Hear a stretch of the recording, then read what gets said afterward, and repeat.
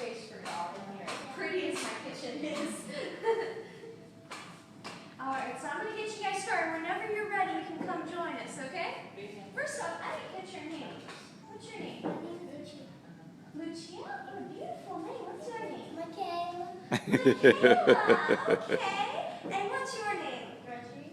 Reggie, all right. So, guys, this is what we're going to do. We're going to start making our meatballs. This is all the meat we've got. So let me grab another plate. We're going to make some meatballs. You gonna join them, Dale?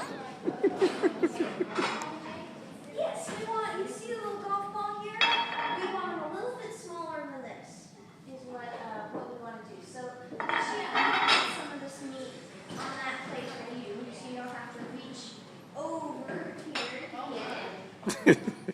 Oh my. And then we're going to start on here. Now, what you're going to want to do, try to hold the meat over the counter here so it doesn't get all over the floor. And you're going to grab a little bit of it and squish it together in your hands, just like cold smelling Play-Doh, just like this. Remember, we keep it over the counter here. And then put it on the plate. And we're going to keep doing that until all this meat is gone. You guys think you can do that? All right, don't be shy, Reggie. Reach on in there. We'll get started here.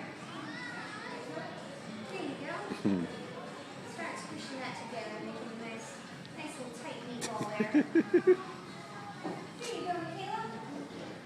All right, keep squishing it together. Oh, that's a very nice little meatball. You can even add a little bit more to that too if you want. We're going to make them about this size, a little bit smaller than our golf ball there. And the reason why we like them this size, not because the hyenas care, they don't. But we make them this size because this is a perfect size for our keepers to either toss over the moat into the animal's habitat. The moat is that deep pit that keeps them from joining us on the sidewalk, right? Not a water moat, so it's what we call a dry moat. But they'll toss it over the moat, or this is also the perfect size so that when they're in the hyena house, they can take a pair of kitchen tongs like this, and this is the perfect size to fit into the spaces between the steel and steel mesh to give to the hyenas. We're never going to hand the meat to the hyenas because, after all, what do hyenas like to eat? Meat and bones, and what are our hands meat and bones. That's right. That's right. So we're never going to hand the food to them. We always give it to them in a protected way. Give you a hand over here, Regina. We have a lot of meat in our hand. That's because this is the food for just one of our hyenas. All this food is what's going to go to our hyena Tamu tomorrow during her training sessions. And Tamu is our biggest, strongest, most dominant hyena. Tamu is the dominant female hyena. Now, another cool thing about hyenas, in a hyena clan, girls rule. That's right. The lowest ranking female in the hyena clan still outranks the top ranking male. All right. And so for hyenas, the girls are bigger and stronger. So Tamu is definitely the biggest and strongest as our dominant female. So she gets the most food, not because we like her best, but because she's the most active. It takes a lot of energy to be the one in charge, and she burns through that many calories. So we want to make sure that she's got plenty to eat. Well, she sure eats a lot. She does. She eats a lot. In fact, she eats almost 3 times as much as our hyena that gets the least Sounds amount. like a script.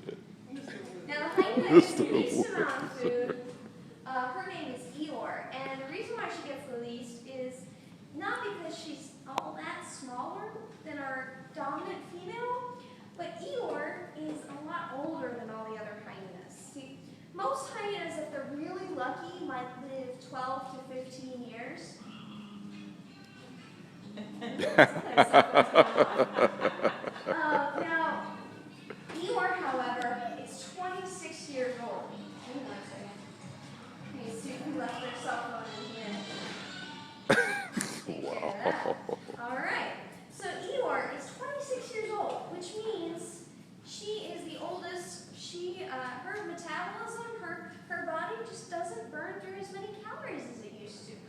So we don't give her quite as much food just because her body doesn't know what to do with those extra calories. She just doesn't have the appetite she used to. You compare that even to one of our youngest hyenas, she gets a lot of food because her body's growing. So when you're growing, you need all sorts of extra energy to fuel that growing body. Alright, so what do you guys think so far? Yeah, I didn't say it, but I don't think I really have to. There's no taste testing for the show, right? Yeah. I didn't think you guys would be interested anyway. What does it smell like? Mine just smells like. Why can't I find it? Does it smell yummy? No. Greasy and. What does it smell like? It's bad. It's bad. It does have a very unusual smell. It's all those extra vitamins and nutrients and supplements added back into it. This is a complete diet, so our keepers don't have to add anything to this. They can give the animals just this, and that would be okay, but we don't feed them just this. In addition to this minced meat diet, they're also going to get chicken, rabbit, steak. They're going to get bison meat occasionally, even venison. We give them a whole variety of different meats, so they get a pretty well-balanced diet, even though all they're eating is meat, different kinds of meat. They get a lot of different kinds. Now with hyenas are even special among carnivores because hyenas not only get meat, but hyenas are one of the only animals in the world that also eat bone. In fact, they're one of the few that their bodies digest it. You know, a lot of animals might swallow bones, but they'll cough them up later because their bodies can't digest it. Well, hyenas, they can digest the bone.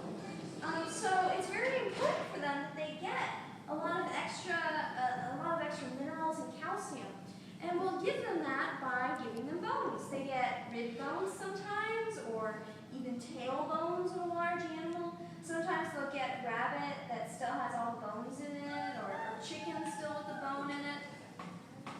One of my favorites are when they give them shanks. Now, we rarely give the hyena shanks. So I'll show you what a shank looks like. It's basically a leg section from a large animal. Just look like this. This is a shank. Now, this thing's pretty huge. And it's about as much meat as one of our animals might get over the course of a whole day on one of these shanks. See how big that bone is? Now, the lions and the tigers will spend all day trying to get every little scrap of meat off of this giant bone. But we rarely give this to the hyenas because, again, it's breakfast, lunch, and dinner's worth of food. But they would eat this entire thing in less than 30 seconds. Wow. That's how strong of the jaws we're talking about. Hyenas have the strongest jaws of any land mammal. Think of all the warm, fuzzy animals in the world. Hyenas have the strongest bite. All right, let's grab a little bit more meat for Lucia. Here you go, sweetheart. Finish off that little meatball you had there. I'm going to put this back in the freezer for now, and then we're going to finish up. You guys have done a fantastic job. Let's give these guys a round of applause. Yay! Reg and Kay-Kay, Lucia, you guys are doing a great job making these hyena meatballs. And now you know, if you're a zookeeper who works with carnivores, you have a backup career working in an Italian kitchen. You get really good at making meatballs really fast.